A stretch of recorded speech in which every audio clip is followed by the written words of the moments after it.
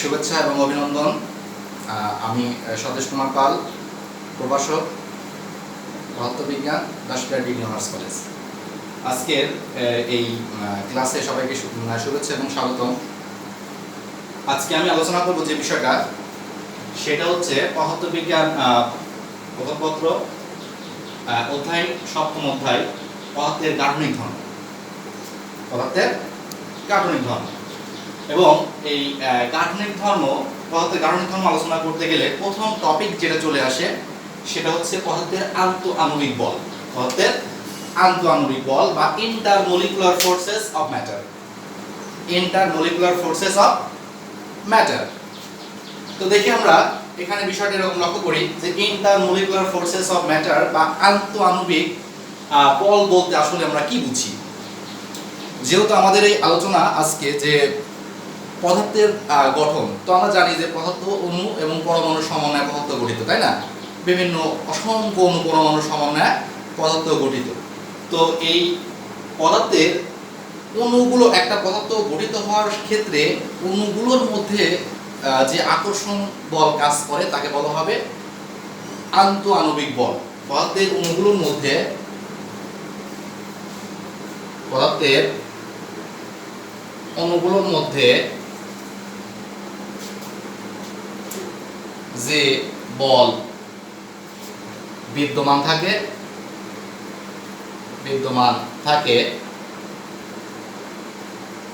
তাকে আন্তঃআণবিক বল বলে। আন্তঃআণবিক বল বলে। কারণ একটা পদার্থ গঠিত হওয়ার ক্ষেত্রে আমাদের বিভিন্ন অণুগুলোর মধ্যে একটা আকর্ষণ বল কাজ করে, সেই আকর্ষণ বলটাই বরঞ্চ আমরা বলবো আন্তঃআণবিক বল। এবং একটা পদার্থের ক্ষেত্রে আমরা যদি লক্ষ্য করি যে বিভিন্ন পদার্থের অণুগুলো বিভিন্ন দূরত্বে অবস্থান করে, একটু চিত্রটা লক্ষ্য করি। এখন একটা পদার্থের, আমি কল্পনা করলাম যে একটা পদার্থের এসব বিভিন্ন জায়গায় অণুগুলো কাজ করছে। তো সেক্ষেত্রে এই যে এই অণু থেকে এই অণু বা এই অণু থেকে এই অণু, বিভিন্ন অণুগুলোর মধ্যে যে আকর্ষণ বল, এই আকর্ষণ বলটা মূলত আন্তঃআণবিক বল। এবং এক অণু থেকে আরেকটা অণুর যে স্বাভাবিক ডিসটেন্স, এই ডিসটেন্সকে বলা হবে আন্তঃআণবিক দূরত্ব। এই ডিসটেন্সকে কি বলা হবে? আন্তঃআণবিক দূরত্ব। তো ঠিক আছে, আমরা এই আন্তঃআণবিক বল কি কারণে সৃষ্টি হয় এটা আমরা দেখব। এই আন্তঃআণবিক বল কি কারণে সৃষ্টি হয় এটা আমরা দেখব। তো এই আন্তঃআণবিক বল দুইটা কারণে সৃষ্টি হয়। একটা হচ্ছে অণুগুলোর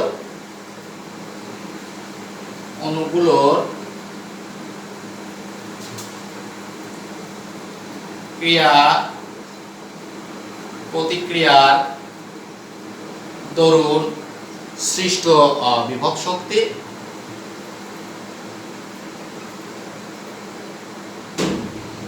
দুই নম্বর হচ্ছে অণুগুলোর তাপীয় শক্তি। অণুগুলোর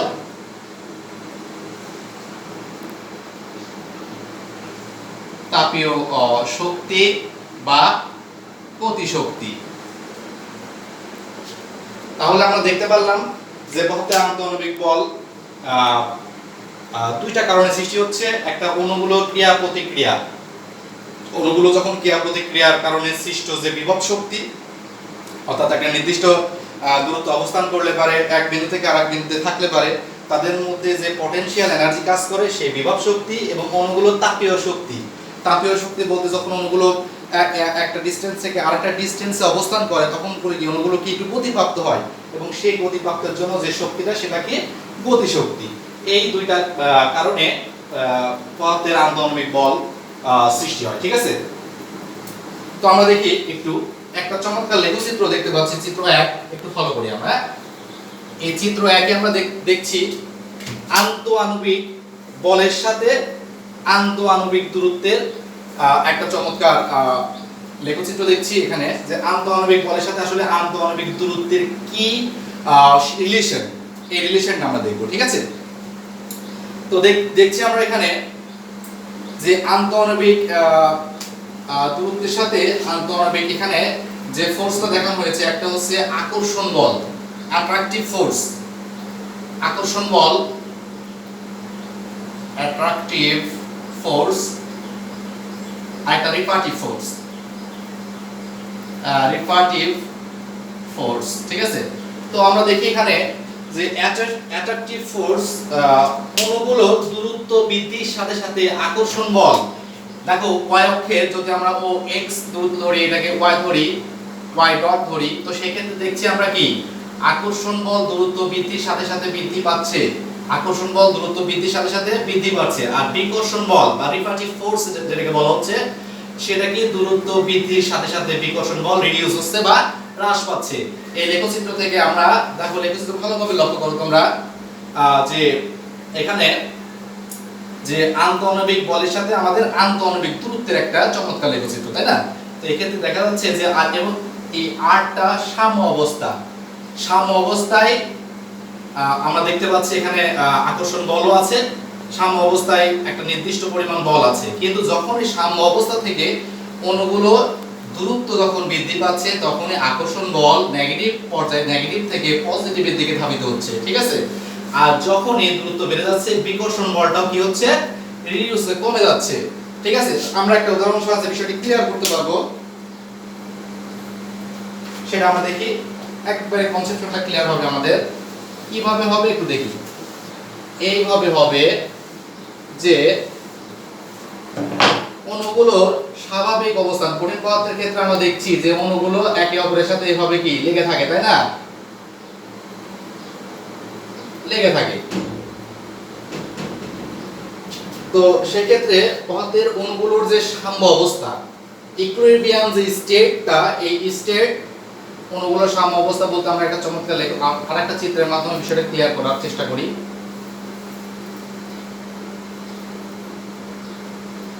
একটা পদার্থ বিভিন্ন অণু এখানে অবস্থান করতেছে, আমরা দেখতে পাচ্ছি।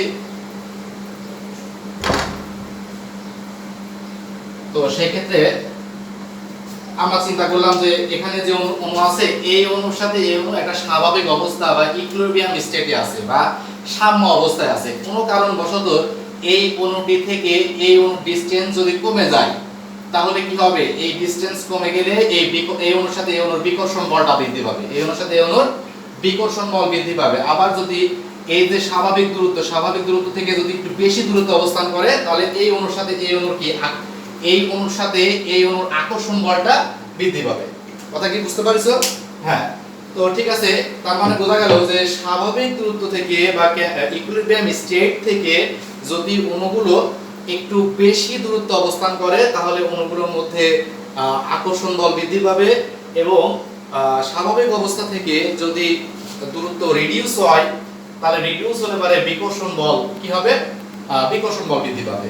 অণুগুলো সাম্য অবস্থা থেকে দূরত্ব কম হলে পারে বিকর্ষণ বল বৃদ্ধি পাবে, এবং অণুগুলোর দূরত্ব যদি বেশি হয়, অণুগুলোর দূরত্ব যদি বেশি হয় তাহলে আকর্ষণ বল বৃদ্ধি হবে, ঠিক আছে। এই লেখচিত্র থেকে আমাদের কনসেপশনটা ক্লিয়ার হওয়ার কথা, কারণ আমরা এই ডিসটেন্সটা দেখিয়েছি r, এটা কি x অক্ষ বরাবর r, অর্থাৎ আন্তঃআণবিক বল দূরত্ব বৃদ্ধির সাথে সাথে বৃদ্ধি পাচ্ছে এবং দূরত্ব যত বৃদ্ধি পাচ্ছে বিকর্ষণ বল তত হ্রাস পাচ্ছে।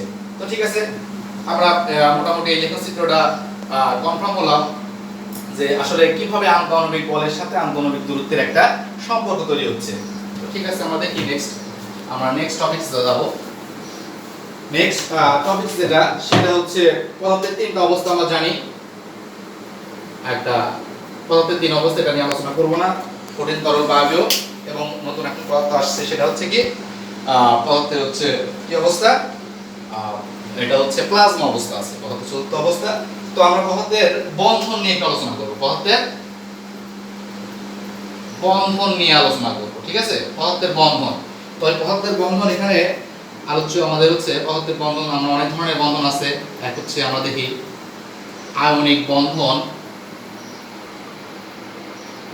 দুই হচ্ছে সমযোজী বন্ধন, তিন হচ্ছে ধাতব বন্ধন, চার হচ্ছে আমরা এখানে দেখছি যে ভ্যান ডার ওয়ালস বন্ধন।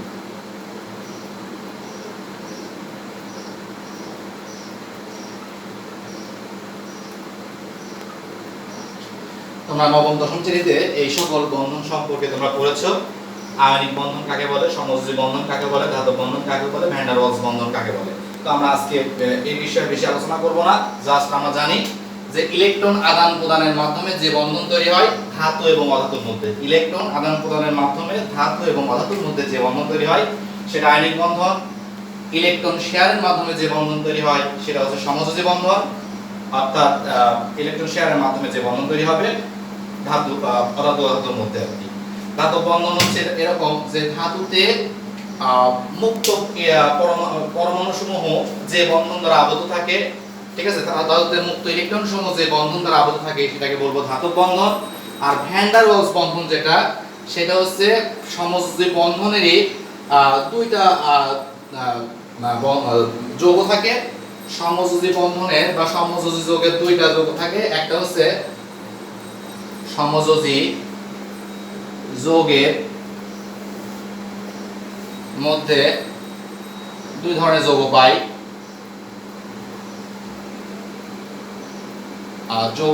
একটা হচ্ছে পোলার সমযোজী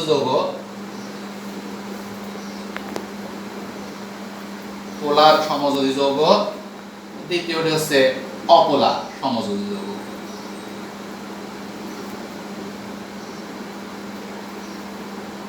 অপোলার সমযোজী যৌগ, তো দেখি আমরা বিষয়টা লক্ষ্য করি। পোলার সমযোজী যৌগ অর্থাৎ যে সকল সমযোজী যৌগে, বেশি আলোচনা করব না কারণ এগুলো কেমিস্ট্রিতে ডিটেইলস আলোচনা করা আছে, খুবই সংক্ষেপে আলোচনা করছি। তো পোলার সমযোজী যৌগে যে সমযোজী যৌগে আংশিক ধনাত্মক এবং আংশিক ঋণাত্মক প্রান্ত তৈরি হয়, আংশিক ধনাত্মক এবং আংশিক ঋণাত্মক প্রান্ত তৈরি হয়, যেমন হাইড্রোজেন ক্লোরাইড, এই যৌগটাতে আংশিক ধনাত্মক এবং আংশিক ঋণাত্মক প্রান্ত আছে, এইজন্য এটাকে পোলার সমযোজী যৌগ বলবো। আর অপোলার সমযোজী যৌগে যেখানে আংশিক ধনাত্মক বা আংশিক ঋণাত্মক প্রান্ত যুক্ত হয় না, কার্বন ডাই অক্সাইড, ঠিক আছে, সালফার ডাই অক্সাইড, এই যৌগগুলো হচ্ছে নন পোলার, একটা পোলার একটা নন পোলার বা অপোলার সমযোজী যৌগ।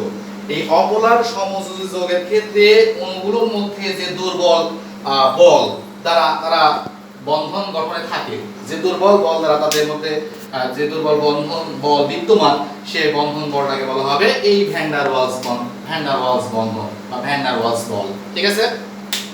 তাহলে ভ্যান ডার ওয়ালস বলটা কি? অপোলার সমযোজী যৌগের মধ্যে অণুগুলো যে বন্ধন দ্বারা বা যে বল দ্বারা তারা আবদ্ধ থাকে বা যে বল দ্বারা তারা একত্রিত থাকে সেই বলটাকে বলবো ভ্যান ডার ওয়ালস বন্ধন বল, ঠিক আছে বিষয় ওকে। আমরা এখন নেক্সট টপিকস যাব। এখন আমরা দেখব নেক্সট টপিক দেখে নিই, আমরা কোন টপিকসে যাব। আমরা যাব হচ্ছে স্থিতিস্থাপক, ইলাস্টিসিটি। আমাদের মূল আলোচনার দিকে আমরা চলে আসছি। স্থিতিস্থাপকতা বা ইলাস্টিসিটি।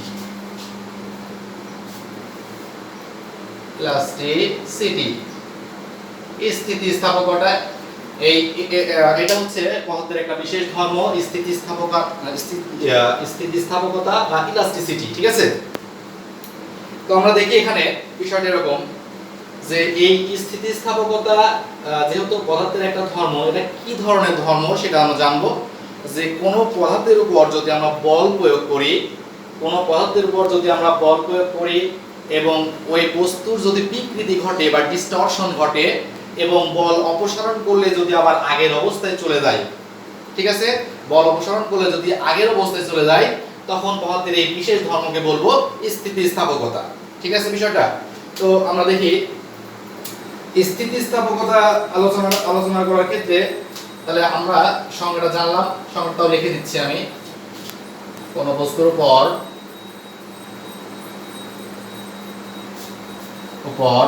বল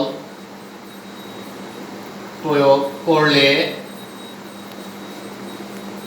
যদি বস্তুটির আকারের পরিবর্তন ঘটে এবং বল অপসারণ করলে পূর্বের অবস্থায় ফিরে যায়, তখন পদার্থের এই ধর্মকে পদার্থের এই ধর্মকে স্থিতিস্থাপকতা বলে।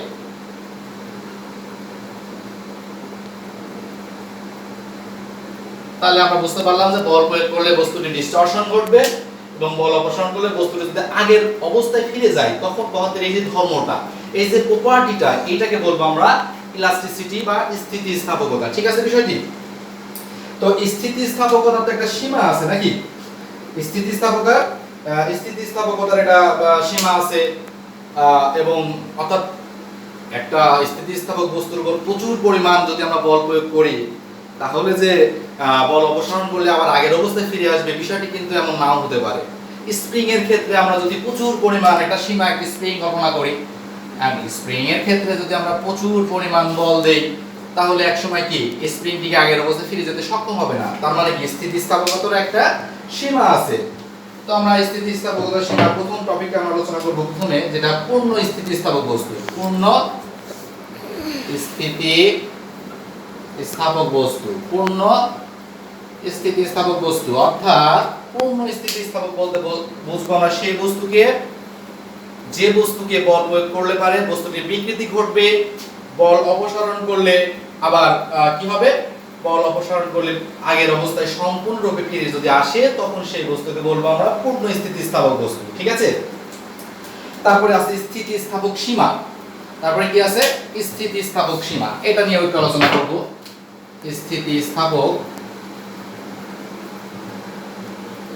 স্থিতিস্থাপক সীমা যেটা, অর্থাৎ কোন একটা স্থিতিস্থাপক পদার্থের সর্বনিম্ন মানে যে পরিমাণ বল প্রয়োগ করলে বস্তুটির বিকৃতি ঘটবে এবং বল অপসারণ করলে আগের অবস্থায় চলে যাবে, সেই সর্বনিম্ন যে বলের মানটা, সেই সর্বনিম্ন বলটাকে বলা হবে স্থিতিস্থাপক সীমা।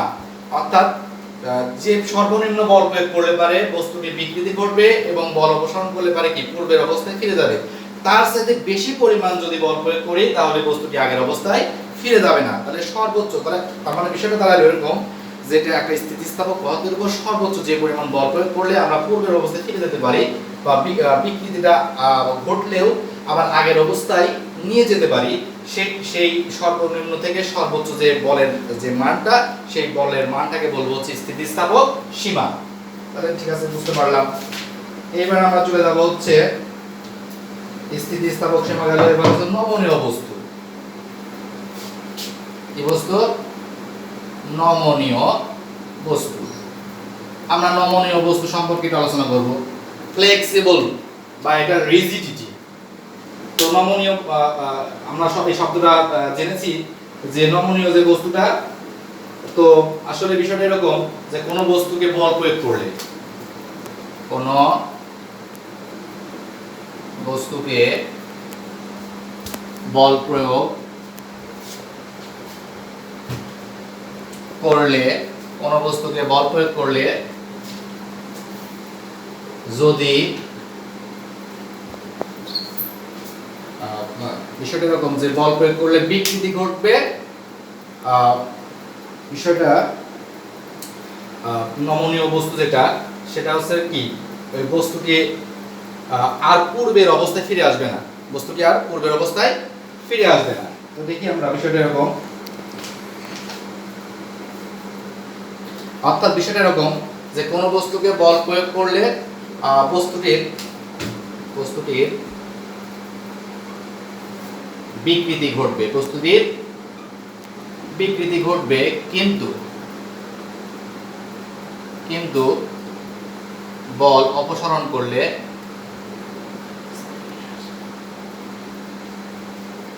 পূর্বের অবস্থায় ফিরে যাবে না, তাকে নমনীয় বস্তু বলবো। তাকে বলবো আমরা নমনীয় বস্তু। তাহলে নমনীয় বস্তুকে আমরা বুঝতে পারলাম যে কোনো বস্তুকে বল প্রয়োগ করলে যদি বিকৃতি বা ডিস্টরশন ঘটে এবং বল অপসারণ করলে যদি পূর্বের অবস্থায় ফিরে না যায় সেটাকে বলবো আমরা নমনীয় বস্তু। ওকে, এই টপিকগুলো তাহলে গেল। তাহলে তুমি নিশ্চয়ই তোমরা বুঝতে পারলে যে নমনীয় বস্তু কি।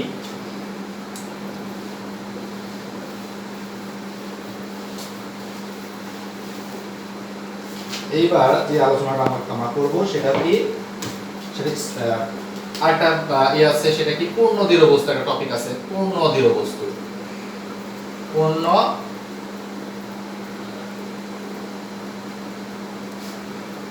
দৃঢ় বস্তু। পূর্ণ দৃঢ় বস্তু হচ্ছে এরকম যে বস্তুকে বল প্রয়োগ করলে বস্তুটির আকারের কোনো পরিবর্তন ঘটে না। যে বস্তুকে বল প্রয়োগ করলে বস্তুটির আকারের কোনো পরিবর্তন ঘটে না, অর্থাৎ বল প্রয়োগ করলে তাদের ডিস্টরশন ঘটে না। আসলে বাস্তবে এমন কোনো পদার্থ পাওয়া সম্ভব নয় যে যে পদার্থকে বল প্রয়োগ করব অথচ তার বিকৃতি ঘটবে না। হয়তো অনেক ক্ষেত্রে আমরা দেখছি যে দেওয়ালে বা কঠিন কোনো বস্তুকে যদি আমরা বল প্রয়োগ করি সেক্ষেত্রে হয়তো ওই বস্তুর বিকৃতি ঘটে না। যেমন আমরা এই যে এই বোর্ডকে কল্পনা করি, বোর্ডকে আমরা বল দিচ্ছি কিন্তু এই বোর্ডের কোনো ডিস্টরশন ঘটেনি, তথাপি এটা পূর্ণ দৃঢ় বস্তু আসলে নয়। কারণ কি? কারণ এখানে যে অণুগুলো, এই পদার্থে যে অণুগুলো ছিল, এখানে বল প্রয়োগ করার কারণে এই অণুগুলোর একটু হলেও তাদের অবস্থানের অবস্থানের পরিবর্তন ঘটেছে। এই জন্য পূর্ণ দৃঢ় বস্তু বলতে কোনো কিছু নাই। অর্থাৎ বিষয়টা এরকম, তাহলে কোন বস্তুর উপর বল প্রয়োগ করলে যদি বস্তুটির কোন রকম বিকৃতি না ঘটে, কোন রকম বিকৃতি না ঘটে, তখন তাকে পূর্ণ দৃঢ় বস্তু বলে। পূর্ণ দৃঢ় বস্তু বলে।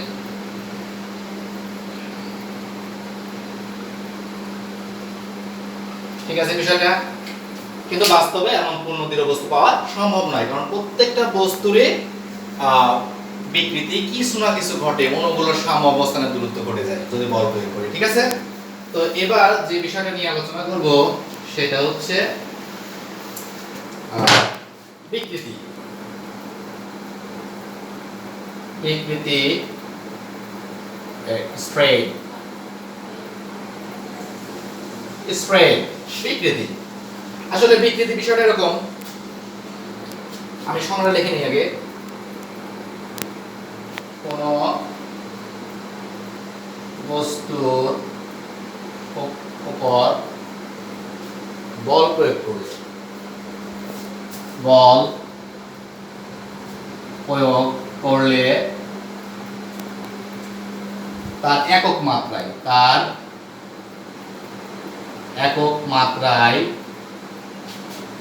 যতটুকু পরিবর্তন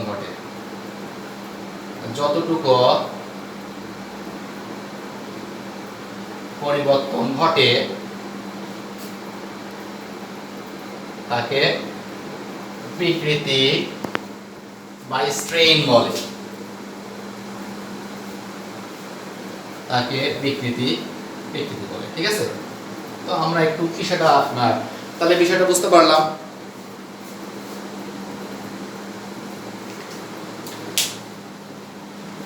তাহলে বিষয়টা বুঝতে পারলাম যে এরকম, যে কোনো বস্তুর উপর বল প্রয়োগ করলে তার একক মাত্রায় যতটুকু পরিবর্তন ঘটে তাকে বিকৃতি বলে। তার একক মাত্রায় যতটুকু পরিবর্তন ঘটে। তো ঠিক আছে, আমরা বিষয়টা লক্ষ্য করি একটু। একটা দৃঢ় অবলম্বন থেকে একটা তার ঝোলানো আছে, একটা বস্তু ঝোলানো আছে। এই বস্তুর আদি দৈর্ঘ্য হচ্ছে L1, আর এইটার উপর যদি আমরা বল দেই, অর্থাৎ F সমান যদি mg দেই, যদি ভর ঝুলিয়ে দিই, তাহলে এর দৈর্ঘ্য পরবর্তীতে একটু বৃদ্ধি প্রাপ্ত হইল। এর দৈর্ঘ্যটা পরবর্তী চিত্রটা হলো এরকম, যে আদি যে দৈর্ঘ্যটা ছিল সেই দৈর্ঘ্যটা বৃদ্ধিপ্রাপ্ত হয়ে L2। একই তার শুধুমাত্র ভর বা ওজন ঝোলানোর জন্য বা বল প্রয়োগ করার কারণে এর দৈর্ঘ্য হলো হচ্ছে L2। তাহলে এখানে দৈর্ঘ্যের পরিবর্তনটা কত হইলো আমরা দেখি। দৈর্ঘ্যের পরিবর্তন L2 বিয়োগ L1, এটাকে আমরা ছোট হাতের L দ্বারা প্রকাশ করতে পারি। এই দৈর্ঘ্যের পরিবর্তন হলো L2 বিয়োগ L1। কিন্তু আমাদের এখানে একটা কথা লেখা আছে, কোন বস্তুর উপর বল প্রয়োগ করলে তার একক মাত্রায় যতটুকু পরিবর্তন ঘটে তাকে বিকৃতি বলে। তাহলে বিকৃতির ম্যাথমেটিক্যাল এক্সপ্রেশনটা আমরা এমন পাচ্ছি যে বিকৃতি ইকুয়াল টু দৈর্ঘ্য পরিবর্তন ডিভাইড বাই আদি দৈর্ঘ্য। তাহলে দৈর্ঘ্য পরিবর্তন হচ্ছে L2 বিয়োগ L1 ডিভাইড বাই L1। তাহলে জিনিসটাকে আমরা L ভাগ L1 বিবেচনা করতে পারি। তাহলে এই যে বিকৃতি, এই বিকৃতিটা কি বিকৃতি? আমি দৈর্ঘ্য বিকৃতির উদাহরণ দিয়েছি। কি বিকৃতির উদাহরণ দিয়েছি? দৈর্ঘ্য বিকৃতির। এই বিকৃতি বিভিন্ন ধরনের বিকৃতি হতে পারে। এখানে কি পেলাম আমরা? দৈর্ঘ্য বিকৃতি।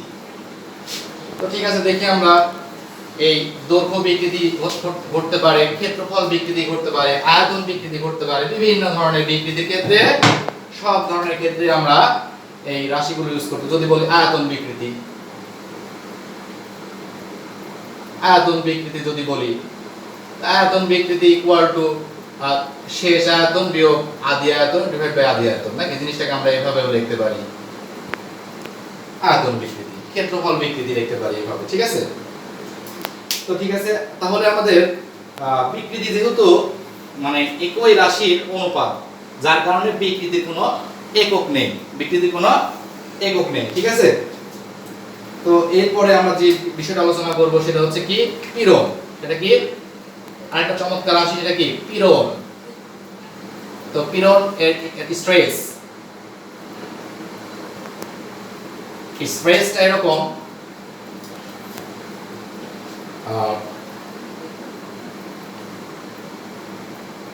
স্ট্রেসের সংজ্ঞা এরকম যে কোন বস্তুর একক ক্ষেত্রফলে স্থিতিস্থাপক পদার্থ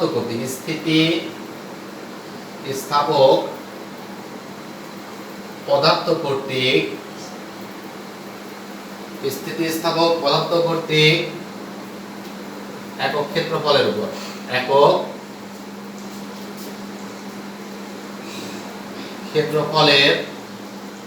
উপর প্রতিরোধকারী বলকে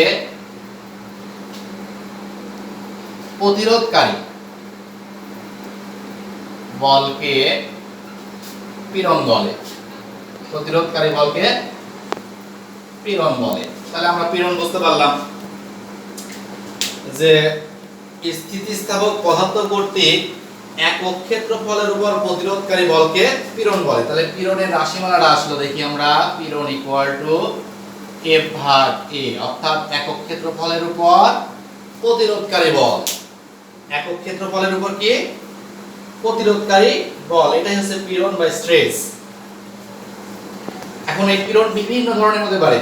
এই পীড়ন বিভিন্ন ধরনের, সব ধরনের পীড়নের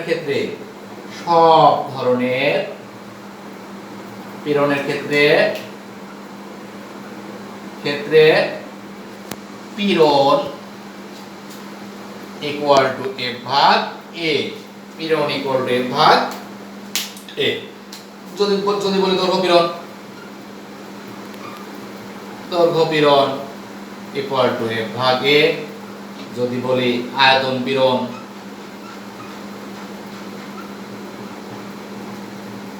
F ভাগ A। যদি বলি হচ্ছে ব্যাবর্তন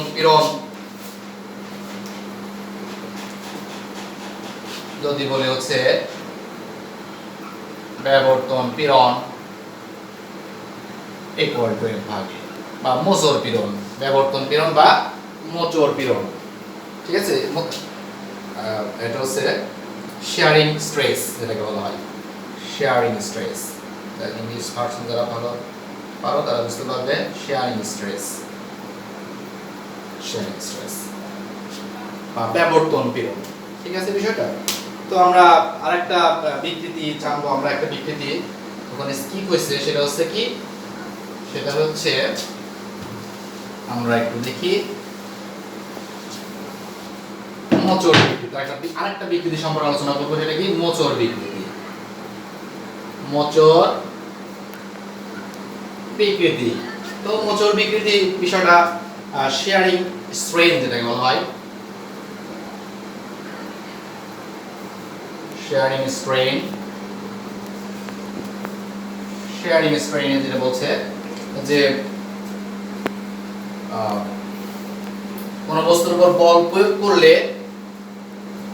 দুই তলের মধ্যে যতটুকু আপেক্ষিক সরণ ঘটে, একটা বস্তুর উপর বল প্রয়োগ করলে দুই স্তরের মধ্যে বা একটা তলের দুই স্তরের মধ্যে যতটুকু আপেক্ষিক সরণ ঘটে সেটাকে বলা হবে মোচড় বিকৃতি। আমরা বিষয়টা চিত্রের সাহায্যে ব্যাখ্যা করতে চাই।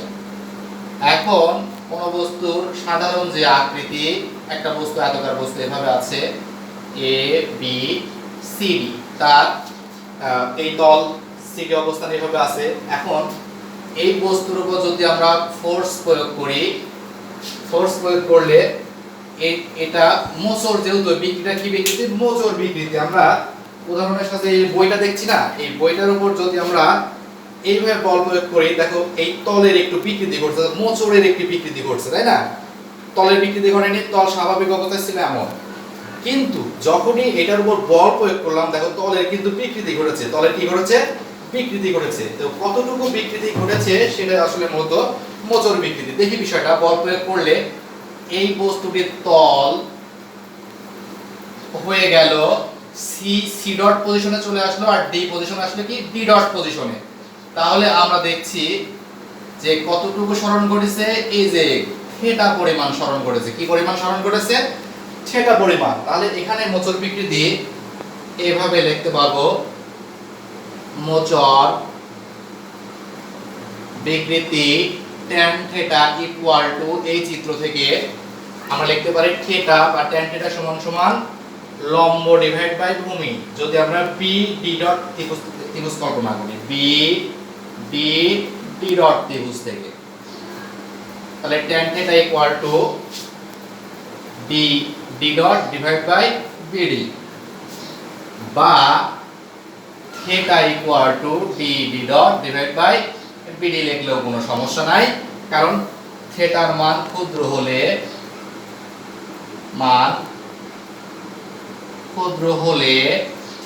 থিটার মান যদি ক্ষুদ্র হয় তাহলে tan থিটা সমান সমান tan theta equal two theta লেখা যায়। tan theta equal two theta. তাহলে দেখো যে এই যেটা বলছিলাম যে দুই তলের যে আপেক্ষিক সরণ ঘটেছে, তাহলে এই তলটা ছিল কি আগে সিডি পজিশনে তল ছিল, কিন্তু এটার উপর বল প্রয়োগ করার কারণে এই তলটা হয়ে গেল কি সি ডট ডি ডট। তাহলে এই দুই তলের মধ্যে মোচড় সরণ ঘটেছে কি থিটা পরিমাণ মোচড় সরণ ঘটছে, যার কারণে এটাকে বলা হচ্ছে মোচড় বিকৃতি। যার কারণে এটাকে বলা হচ্ছে কি মোচড় বিকৃতি। মোচড় বিকৃতি আর মোচড় পীড়ন, আমরা পীড়ন বলছি যে অলওয়েজ এফ ভাগে, পীড়ন মানে অলওয়েজ এফ ভাগে, এর কোনো পরিবর্তন ঘটবে না। ঠিক আছে, ওকে। এইবার আমরা আলোচনা করব হুকস ল বা হুকের সূত্র, স্থিতিস্থাপকতা সম্পর্কে হুকের সূত্র।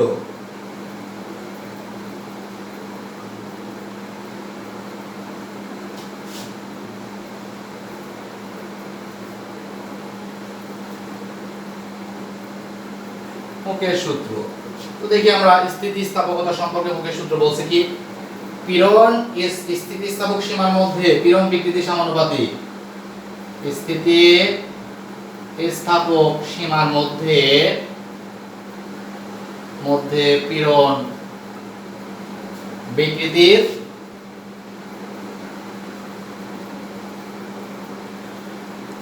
সমানুপাতিক। পীড়ন is proportional to বিকৃতি, অর্থাৎ পীড়ন is proportional to বিকৃতি। তো আমরা জানি যে পীড়ন is proportional to বিকৃতি,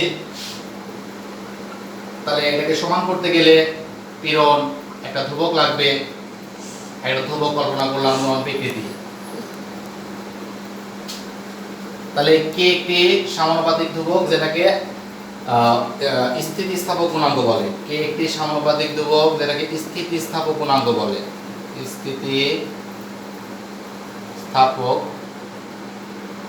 স্থিতিস্থাপক গুণাঙ্ক। ওকে, তাহলে কে ইকুয়াল টু রেজাল্ট আসে হচ্ছে পীড়ন ডিভাইড বাই বিকৃতি। পীড়ন ডিভাইড বাই বিকৃতি। তাহলে হুকের সূত্র অনুযায়ী বিষয়টা আমরা কনফার্ম হলাম যে বিষয়টা এরকম যে এই স্থিতিস্থাপক গুণাঙ্ক ইকুয়াল টু পীড়ন ভাগ বিকৃতি। তো ঠিক আছে, আমরা হুকের সূত্র বুঝতে পারলাম। এবার যে আলোচনাটা করব সেটা হচ্ছে আমরা আলোচনা করব এবার এই বিভিন্ন গুণাঙ্ক সম্পর্কে আলোচনা করব। তো প্রথম যে একটা সমানুপাতিক ধ্রুবক পেলাম এবং বিভিন্ন বিকৃতি বিভিন্ন পীড়নের ক্ষেত্রে গুণাঙ্কগুলো চেঞ্জ হবে। প্রথমে আমরা আলোচনা করব ইয়ংয়ের গুণাঙ্ক। ইয়ংয়ের গুণাঙ্ক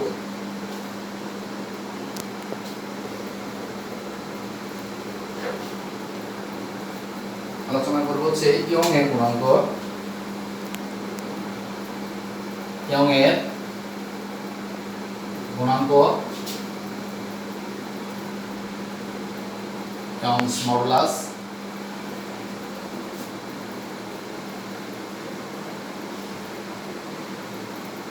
আসলে ইয়ংয়ের গুণাঙ্ক বলছে যে ইয়ংয়ের গুণাঙ্ক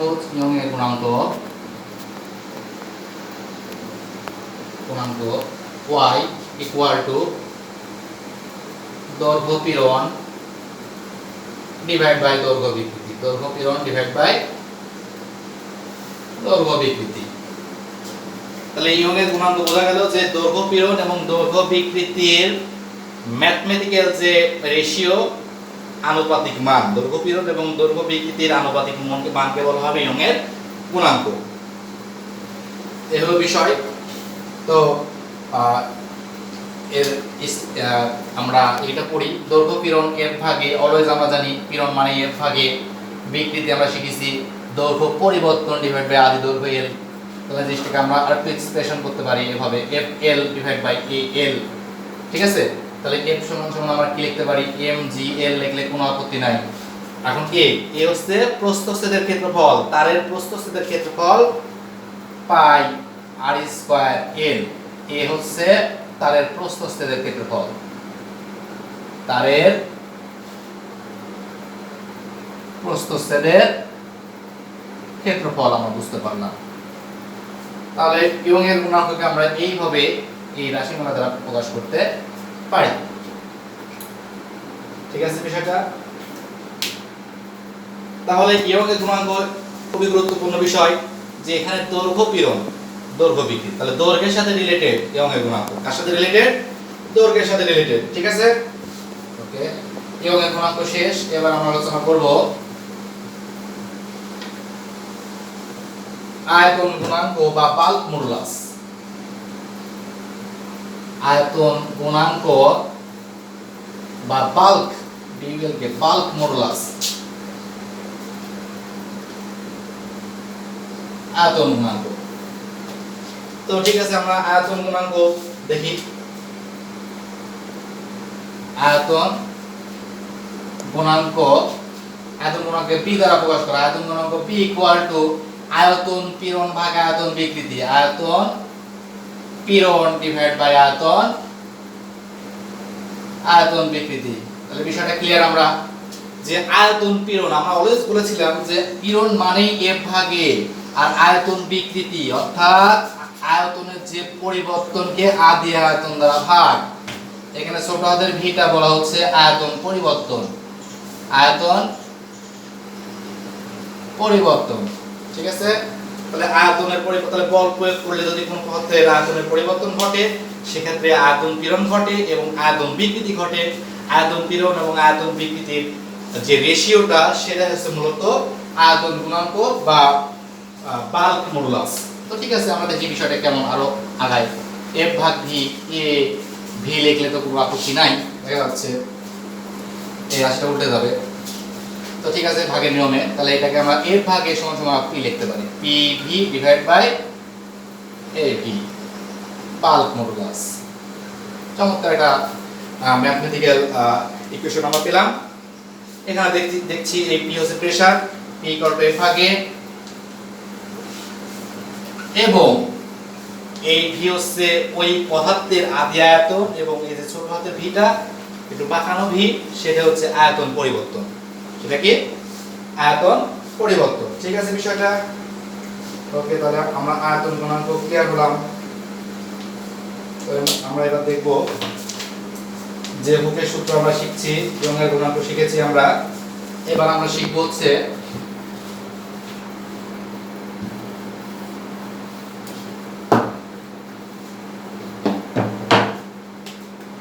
পয়সনের অনুপাত। কেন অনুপাত? পয়সনের অনুপাত, পয়সনস রেশিও।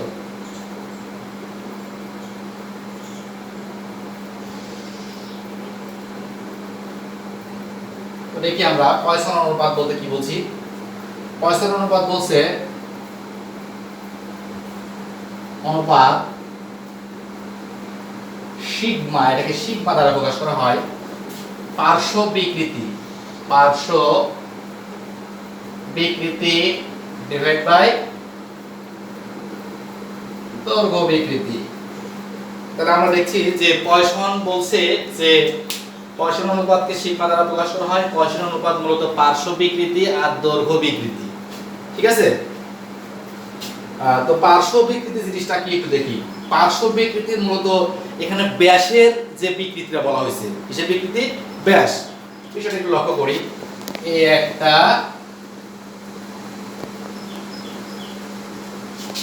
পদার্থ যার দৈর্ঘ্য হচ্ছে, আগের দৈর্ঘ্য হচ্ছে L1। আগের দৈর্ঘ্য কত?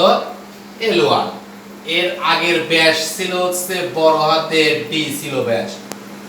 ব্যাস কি ছিল? বড় হাতের D। তো ঠিক আছে, আমরা দেখি এখন এই বস্তুর উপর যদি আমরা বল প্রয়োগ করি বা ওজন চাপাই, ওজন চাপালে এই বস্তুর যদি দৈর্ঘ্যের বিকৃতি যদি ঘটে, ওজন চাপালে যে চিত্রটা আসবে সেটা হচ্ছে এমন। আমরা দেখতে পাচ্ছি যে দৈর্ঘ্য হয়ে গেল এই এই এই দৈর্ঘ্যটা হয়ে গেল L2। এই দৈর্ঘ্যটা কি হয়ে গেল? L2। এবং এর ব্যাস, আগের ব্যাস ছিল হচ্ছে D, আর পরবর্তীতে ব্যাসটা হলো হচ্ছে ধরলাম D ডট। কত হলো? পূর্বের ব্যাস ছিল D, এই টোটাল ব্যাস ছিল D, বর্তমান ব্যাস হচ্ছে D ডট। সেক্ষেত্রে ব্যাসের বিকৃতিকে বলা হবে পার্শ্ব বিকৃতি। ব্যাসের বিকৃতি বলা হবে কি? পার্শ্ব বিকৃতি। তাহলে পার্শ্ব বিকৃতি ইকুয়াল টু, তাহলে আমরা জানি কি ব্যাসের পরিবর্তনকে আদি ব্যাস দ্বারা ভাগ করলে হয় বিকৃতি। ব্যাসের পরিবর্তনকে আদি ব্যাস দ্বারা, তাহলে ব্যাসের পরিবর্তন এখানে কি? d বিয়োগ d dot divide by d। তাহলে জিনিসটাকে আমরা এভাবে লিখতে পারি, d বিয়োগ d ডট কে ছোট হাতের d লিখলে কোনো আমাদের আপত্তি নাই। অর্থাৎ ব্যাসের পরিবর্তনকে আমরা কিভাবে লিখলাম? ছোট হাতের d দিয়ে। ঠিক আছে? তাহলে আমরা দেখতে পাচ্ছি যে এই পদার্থে আগে যে পদার্থটি ছিল সেখানে আমরা ভর F ইকুয়াল টু mg দেওয়ার কারণে এর দৈর্ঘ্য আগে ছিল L1 এইটুক পর্যন্ত, পরবর্তীতে L2 দৈর্ঘ্য হয়েছে হচ্ছে এইটুক পর্যন্ত। এটা হচ্ছে L2 দৈর্ঘ্য। কি দৈর্ঘ্য? L2 দৈর্ঘ্য। তাহলে এখানে দৈর্ঘ্যেরও বিকৃতি ঘটেছে। কিসের বিকৃতি ঘটেছে? দৈর্ঘ্যের বিকৃতি ঘটেছে। তো দেখি আমরা এখানে দৈর্ঘ্য বিকৃতি কতটুকু। দৈর্ঘ্য বিকৃতি ইকুয়াল টু এখানে L2 বিয়োগ L1 ডিভাইড বাই L1। তো ঠিক আছে, জিনিসটাকে আমরা এভাবে ধরতে পারি। L2 বিয়োগ L1 কে আগেও ধরেছি আমরা ছোট হাতের L, এবং L1 কে যদি L ধরি তাহলে দৈর্ঘ্য বিকৃতি আসলে ছোট হাতের L ভাগ L। এই ছোট হাতের L টি হচ্ছে দৈর্ঘ্য পরিবর্তন। দৈর্ঘ্য পরিবর্তন, এটা হচ্ছে আদি দৈর্ঘ্য। এটা কি? আদি দৈর্ঘ্য। ঠিক আছে বিষয়টা? ওকে, তাহলে আমার পয়সনস রেশিওটা কি আসছে? সিগমা বা সিগমা ইকুয়াল টু পার্শ্ব বিকৃতি আসলো আমাদের d ভাগ বড় হাতের D আর L ভাগ বড় হাতের L। তাহলে জিনিসটা যদি আমরা রেশিও নিয়ম অনুযায়ী যদি উল্টে যাবে রাশিটি, তাহলে D L divide by DL। তাহলে আমাদের বিষয়টা ক্লিয়ার কনসেপশন আসলো যে ডি হচ্ছে ব্যাসের পরিবর্তন, এল হচ্ছে আদি দৈর্ঘ্য, আর ডি হচ্ছে আদি ব্যাস, এল হচ্ছে দৈর্ঘ্যের পরিবর্তন। এটা হচ্ছে পয়সনস রেশিও, পয়সনস রেশিও। এবং এই পয়সনের অনুপাতটি ক্যালকুলেশন করে দেখা গেছে যে এর মান এই সীমার মধ্যে হবে -1 is less than or equal sigma or less than or equal half। এই বিভিন্ন পদার্থের ক্ষেত্রে পয়সনের অনুপাতের মান এইটা হতে পারে -1 is less than or equal sigma is less than or equal half। ঠিক আছে, তবে বিভিন্ন ধাতব পদার্থের ক্ষেত্রে এই সীমার মধ্যে মান পাওয়া যাবে না, কারণ ধাতব পদার্থের যে পার্শ্ব বিকৃতির মান কখনো এভাবে ঋণাত্মক হবে না। সেই ক্ষেত্রে ধাতব পদার্থের ক্ষেত্রে এই সীমাটা হবে, পদার্থের ক্ষেত্রে সীমা হবে 0 is less than or equal sigma less than or equal half। তাহলে বোঝা গেল সিগমার মান হবে 0 থেকে +5 এর মধ্যে, 0 থেকে 0.5 এর মধ্যে, 0 থেকে, অর্থাৎ সিগমা ইকুয়াল টু 0 থেকে 0.5 এর মধ্যে মান আসবে, 0 থেকে 0.5 এর মধ্যে মান, 0.2 3.4 এই ধরনের মানগুলো ধাতব পদার্থের ক্ষেত্রে এই পয়সনস রেশিওটা আসে। তাহলে পয়সন অনুপাত জানলাম। যদি পয়সন রেশিও বের করতে বলে তাহলে আমরা এই সমীকরণ থেকে বের করতে পারবো, কারণ এখানে এটা ব্যাসের পরিবর্তন, এটা আদি দৈর্ঘ্য, এটা আদি ব্যাস, দৈর্ঘ্য পরিবর্তন। ওকে, তাহলে আমরা পয়সনস রেশিও শিখলাম, খুবই সহজ একটা টপিকস। 1 ঘন্টা হলো, হয়নি এখনো।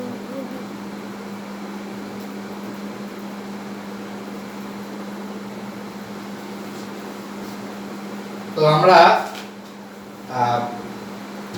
আরেকটা টপিক শিখব,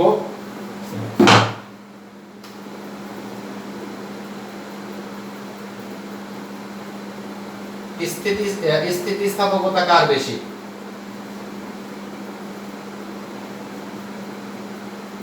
রাবারের চেয়ে ইস্পাতের স্থিতিস্থাপকতা বেশি, ইস্পাতের স্থিতিস্থাপকতা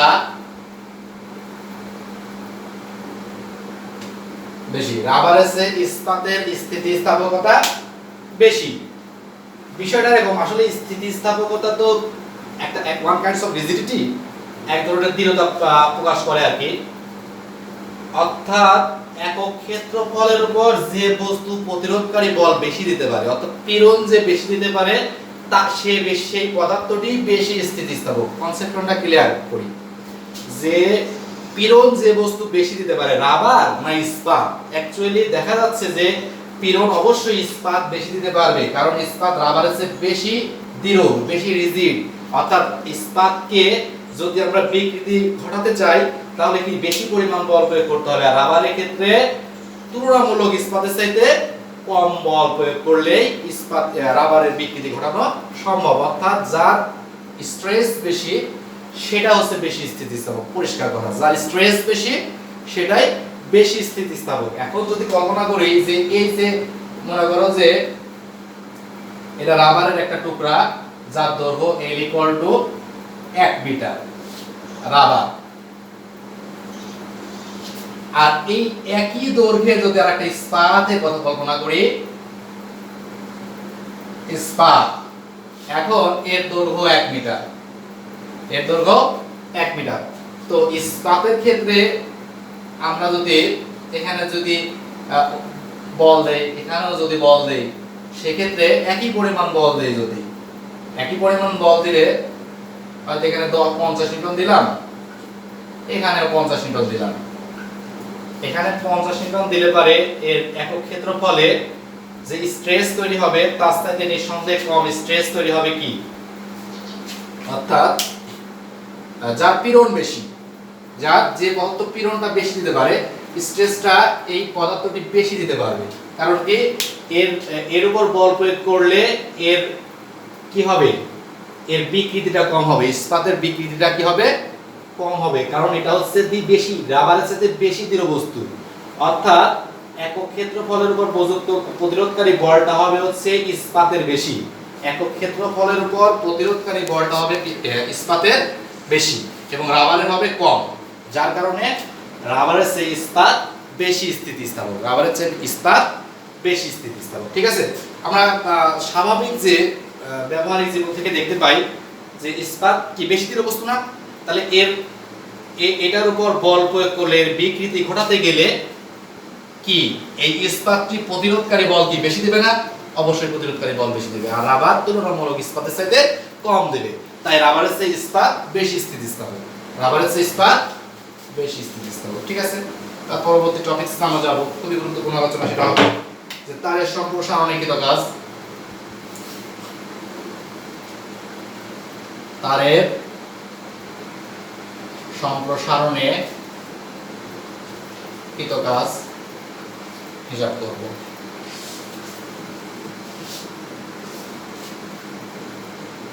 বিষয়টা এমন, আমরা দেখি যে একটা তারকে সম্প্রসারণ করতে পারে, তারের উপর যদি বল প্রয়োগ করি, সম্প্রসারণের কাজ কতটুকু কাজ হয় এবং কিভাবে কাজ হয়।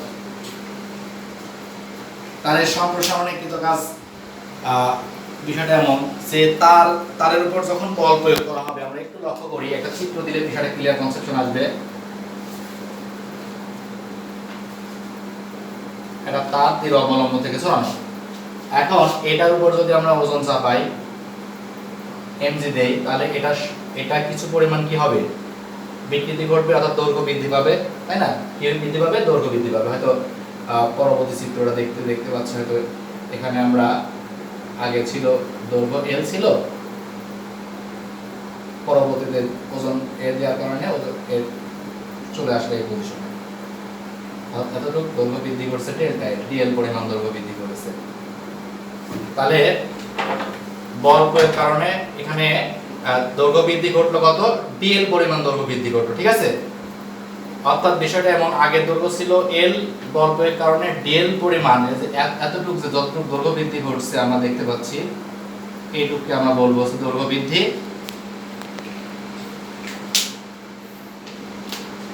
dl পরিমাণ সরণ ঘটেছে আর কি। dl পরিমাণ সরণ ঘটার কারণে, তাহলে এই যে সরণ ঘটলো, বল প্রয়োগ করা হয়েছে তারপরে সরণ ঘটেছে, তাহলে এখানে একটা কাজ হয়নি।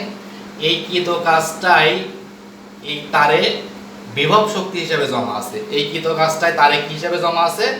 বিভব শক্তি হিসেবে জমা আছে। ঠিক আছে বিষয়টা, অর্থাৎ বস্তুর উপর f পরিমাণ বল প্রয়োগ করে সরণ ঘটেছে কতটুকু? dl পরিমাণ সরণ ঘটেছে। তো dl পরিমাণ সরণ করার কারণে কাজ সম্পূর্ণ হয়েছে। তাহলে এই ক্ষেত্রে কৃত কাজ, এখানে l দৈর্ঘ্য ও a প্রস্থচ্ছেদের ক্ষেত্রফল বিশিষ্ট,